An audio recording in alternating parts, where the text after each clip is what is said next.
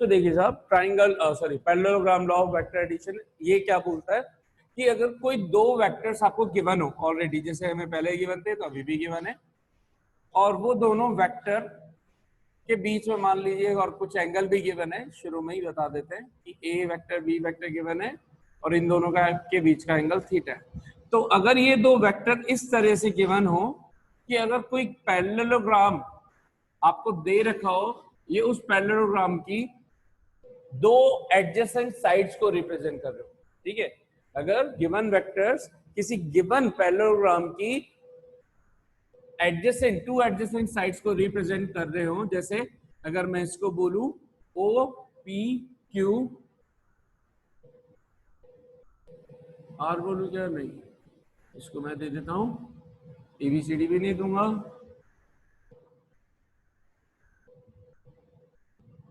क्या नाम दे इसको क्या नाम दे, पी क्यू आर एस, फिर ये आर बन जाएगा जे एल एम, बिल्कुल जे के एल एम। लेट सपोज ये कोई पैरेललोग्राम दे रखा है, जे के एल एम इज पैरेललोग्राम है ना, ये थोड़ी सी लाइन को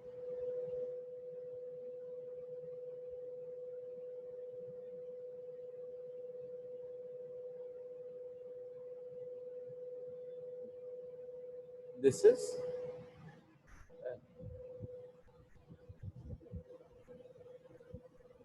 so let's suppose JKLM is any parallelogram in which the two adjacent sides of the parallelogram JK and JM are representing the given two vectors A vector and B vector in terms of their magnitude and direction. It means if JK vector is representing the given vector A vector, one of the side of parallelogram JK vector is representing the vector A vector in terms of its magnitude and direction, means whatever is the length of it, that should be the length, exactly same length, and जो भी इसकी B vector है, it is represented by the vector another side JM. Then resultant of the two vectors A vector and B vector, resultant का मतलब क्या find करना है, A vector plus B vector will be given by the diagonal of the given parallelogram starting from their intersection point of these two adjacent sides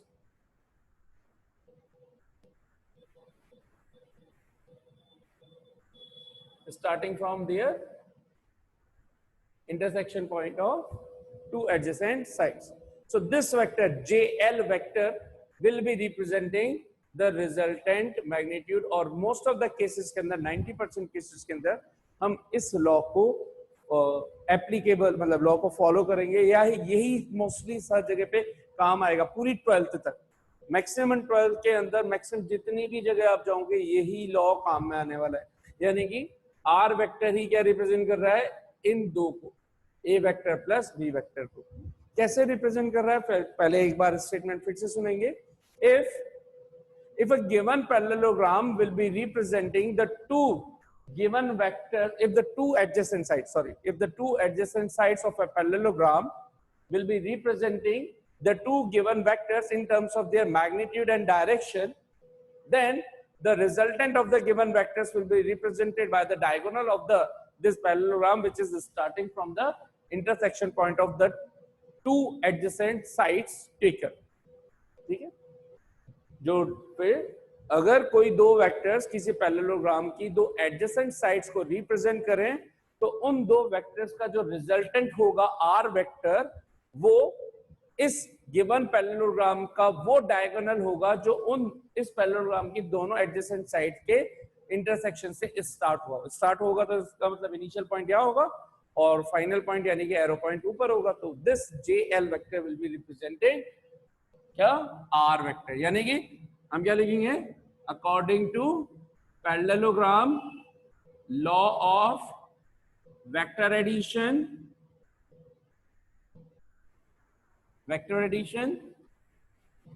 जो R vector J L vector है, it is representing what, J K vector plus J M vector.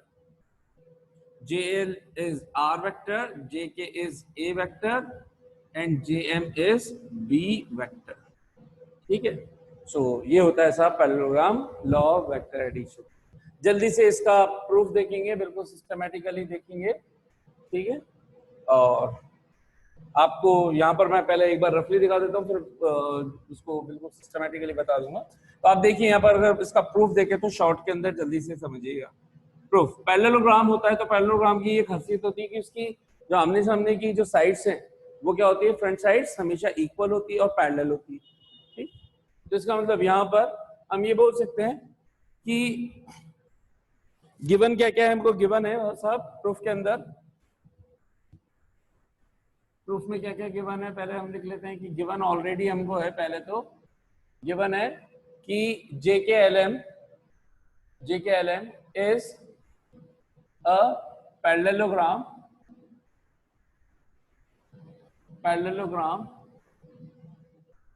in which the adjacent sides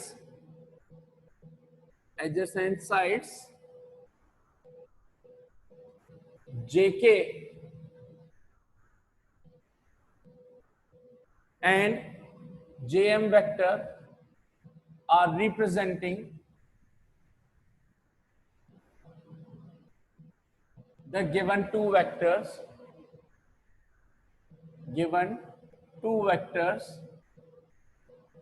A vector and B vector in terms of their magnitude and direction respectively। magnitude proper ही कर रहा हूं वे में, magnitude and direction respectively, ठीक है, respectively। that is जो A vector है या JK vector is equal to A vector and JM vector is equal to B vector. ये आपको क्या है, गिवन, ये चीजें गिवन है इस जगह पर, ठीक है। अच्छा, अब हमें प्रूफ ये करना है कि भैया JL ही इसका जो है वो क्या होगा, R वेक्टर होगा। लेकिन वैसे तो प्रूफ करने की जरूरत नहीं है, वैसे तो ये डायरेक्ट लॉ है, लेकिन फिर भी क्योंकि हमने ये बोला था कि this is nothing but the triangle law का एक्सटेंशन, ट्राइंगल लॉ का अपडेटेड वर्जन, तो इस वजह से हम इसका प्रूफ देख रहे हैं कि क्या वाकई में ये ट्राइंगल लॉ से सॉल्व किया जा सकता है इन दैट वे और नॉट। तो देखिए साहब, ये तो हो गया गिवन। अच्छा, also since in a parallelogram JKLM, जो JM है,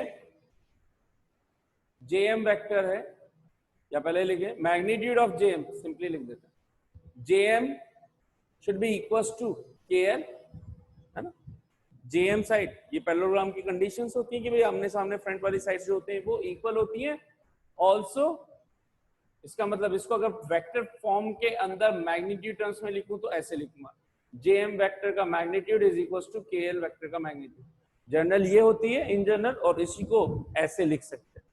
अच्छा, also JM is parallel to KL, तो मैग्नीट्यूड इक्वल है और पैरेलल का मतलब हो गया कि डायरेक्शन सेम है। तो इसका मतलब यहां से क्या पता चल गया,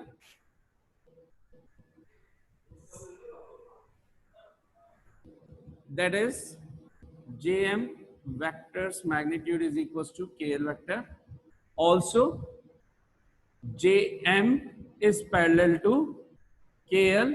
This implies that magnitude same, direction equal, both should be equal vectors।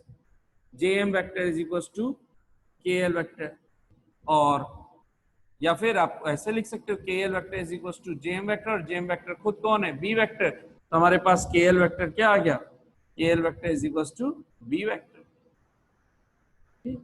ये आ ही चुका है हमारे पास। तो इसका मतलब हमने बोल दिया कि जो KL है, K से L की तरफ, इंपॉर्टेंट है भाई एरो, ये किसको रिप्रेजेंट करना चाहिए, B वेक्टर को, क्योंकि डायरेक्शन और मैग्नीट्यूड वाइज इक्वल है।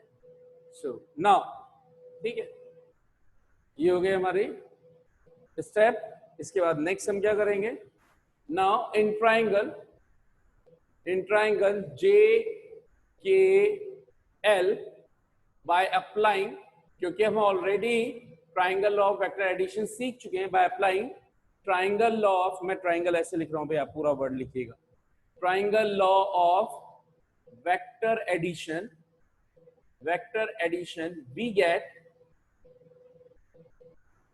we get what do we get, j k vector plus k l vector should be is equals to j l vector। ये triangle law of vector addition कहता है कि अगर to continuous sides हो किसी triangle की, तो उनका जो रिजल्टेंट होगा, यानी कि उनका जो वेक्टर सम होगा, that will be represented by the third opposite side of the triangle। तो ट्राइंगल में अपोजिट साइड कौन हो गई, जे एल वेक्टर। तो जे के तो कौन है, ये तो गिवन ही है ऑलरेडी, जे के इज ए, और के एल कौन है, के एल है जे एम के बराबर। आप चाहो तो यहीं पे इसको खत्म कर सकते थे, दो स्टेप अलग से करने की जरूरत नहीं है। So B vector is equal to J L vector ही क्या होना चाहिए, इसका मतलब आर वेक्टर होना चाहिए। So this implies that R vector is equals to A plus B, hence proved। यही हमें प्रूव करना था, ये यहीं पे हो चुका था प्रूव, तो hence proved, क्योंकि हम इसी को बोल रहे हैं, तो hence proved। ठीक है सर। सो कितनों को ये पूरा का पूरा parallelogram law of vector addition का स्टेटमेंट अच्छे से समझ में आ गया?